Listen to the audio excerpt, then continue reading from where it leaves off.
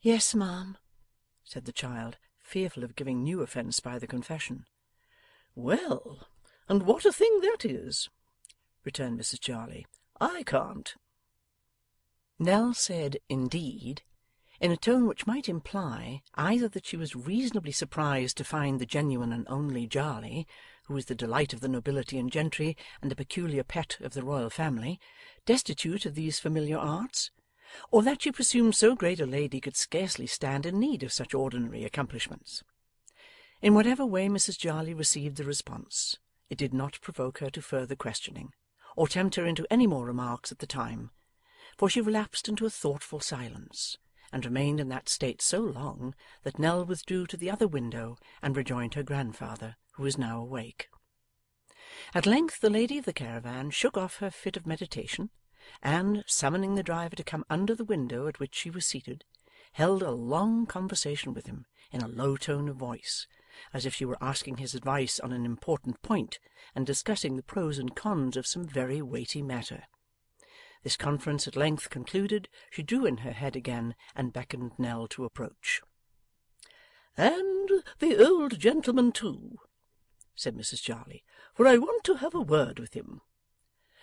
Do you want a good situation for your granddaughter, master?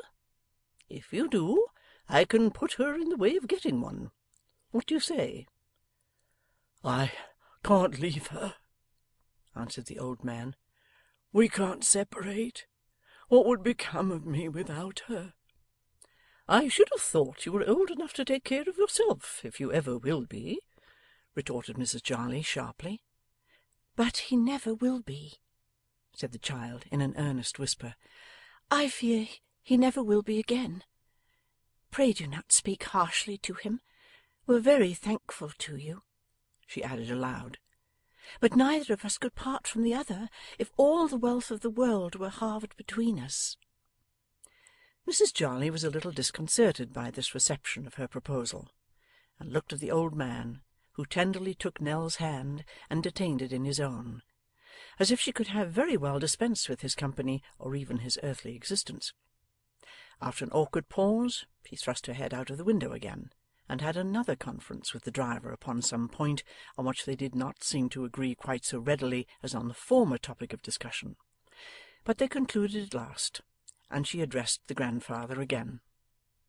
'If you're really disposed to employ yourself,' said Mrs Jarley, 'there would be plenty for you to do in the way of helping to dust the figures and take the cheques and so forth. What I want your granddaughter for is to point him out to the company. They would be soon learnt, and she has a way with her that people wouldn't think unpleasant, though she does come after me, for I have been always accustomed to go round with visitors myself, which I should keep on doing now, only that my spirits make a little ease absolutely necessary. It's not a common offer, bear in mind,' said the lady, rising into the tone and manner in which she was accustomed to address her audiences. 'It's Jarley's waxwork, remember. The duty's very light and genteel, the company particularly select, the exhibition takes place in assembly rooms, town halls, large rooms at inns, or auction galleries. There is none of your open-air vagrancy at Jarley's, recollect. There is no tarpaulin and sawdust at Jarley's, remember.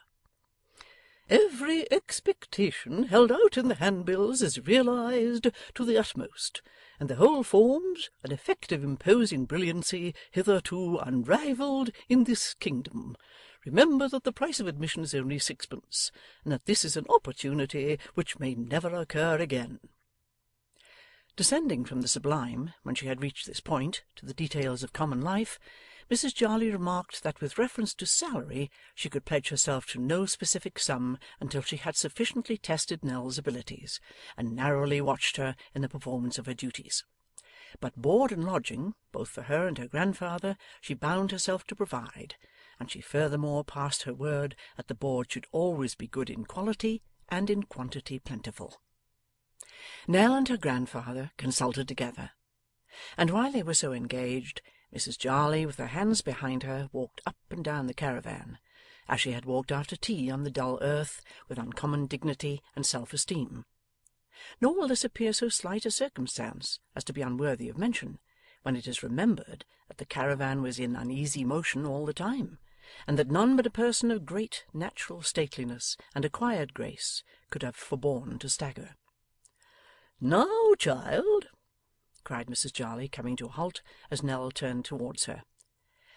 'We are very much obliged to you, ma'am,' said Nell, 'and thankfully accept your offer.' 'And you'll never be sorry for it,' returned Mrs Jarley. 'I'm pretty sure of that. So, as that's all settled, let us have a bit of supper.' In the meanwhile, the caravan blundered on as if it too had been drinking strong beer and was drowsy, and came at last upon the paved streets of a town, which were clear of passengers and quiet, for it was by this time near midnight, and the townspeople were all abed.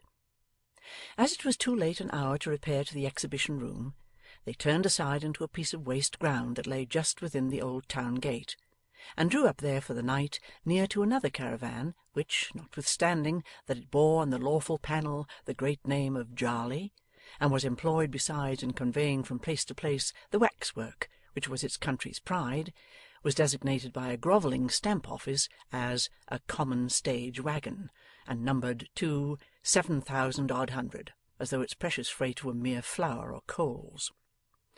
This ill-used machine being empty, for it had deposited its burden at the place of exhibition, and lingered here until its services were again required, was assigned to the old man as his sleeping place for the night, and within its wooden walls Nell made him up the best bed she could from the materials at hand. For herself, she was to sleep in Mrs Jarley's own travelling carriage, as a signal mark of that lady's favour and confidence.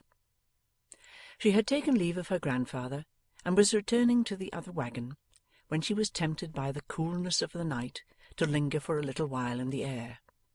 The moon was shining down upon the old gateway of the town, leaving the low archway very black and dark, and with a mingled sensation of curiosity and fear, she slowly approached the gate, and stood still to look up at it, wondering to see how dark and grim and old and cold it looked.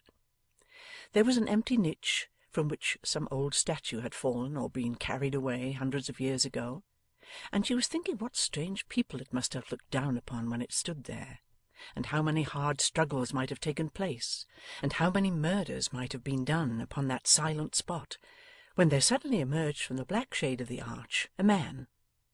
The instant he appeared, she recognized him. Who could have failed to recognize in that instant the ugly, misshapen Quilp?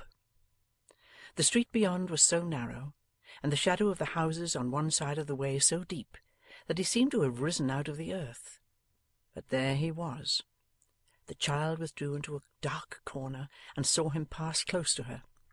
He had a stick in his hand, and, when he had got clear of the shadow of the gateway, he leant upon it, looked back, directly as it seemed, towards where she stood, and beckoned. To her? Oh no, thank God, not to her.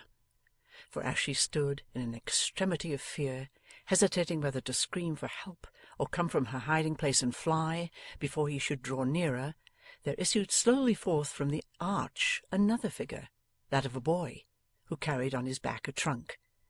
"Faster, sirrah!" cried Quilp, looking up at the old gateway, and showing in the moonlight like some monstrous image that had come down from its niche and was casting a backward glance at its old house. "Faster!" "It's a dreadful heavy load, sir," the boy pleaded.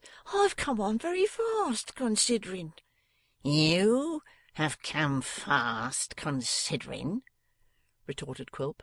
"You creep, you dog, you crawl, you measure distance like a worm. There are the chimes now, 12:30. He stopped to listen, and then turning upon the boy with a suddenness and ferocity that made him start, asked at what hour that London coach passed the corner of the road. The boy replied, at 1. "Come on, then," said Quilp, "or I shall be too late. Faster, do you hear me? Faster!"